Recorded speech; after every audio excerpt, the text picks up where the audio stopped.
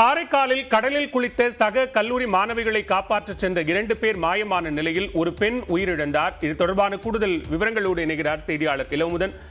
விவரங்களை பதிவு செய்யலாம். திருவையாறில் தியாகராஜர் ஆராதனை விழா நடைபெற்றுக் கொண்டிருக்கிறது. இதன் காரணமாக தஞ்சை மாவட்டத்தில் உள்ளூர் விடுமுறை விடுக்கப்பட்டுள்ளது.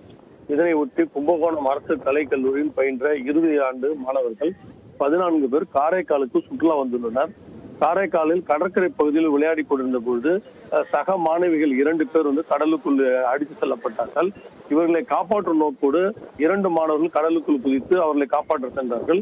இதில் 2 மாணவர்கள் காணாமல் போன நிலையில் 2 மாணவிகள் மட்டும் தண்ணீரில் மூழ்கிய நிலையில் அரசு மருத்துவமனைக்கு அனுப்பப்பட்டனர்.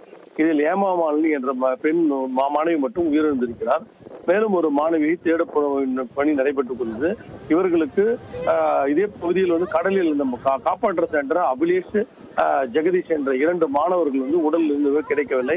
அவர்களை தேடும் பணி ஈடுபட்டிருக்கிறார்கள் காவல்துறையினர். இது மட்டும் உள்ளூர் மீனவர்களும் இந்த தேடும் பணியில் ஈடுபட்டிருக்கிறார்கள்.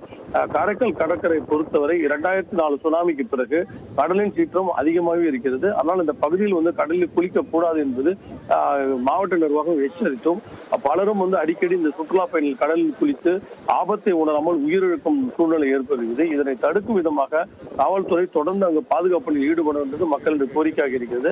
இன்றைய சம்பவம் 2 மாணவர்கள் கடலில் அடித்து செல்லப்பட்டு 2 மாணவர்கள் காப்பாற்ற சென்றும் அடித்து செல்லப்பட்ட பகுதி காரைக்கால் பகுதி கடற்கரை பகுதி மிகப்பெரிய சோகத்தை ஏற்படுத்தியிருக்கிறது.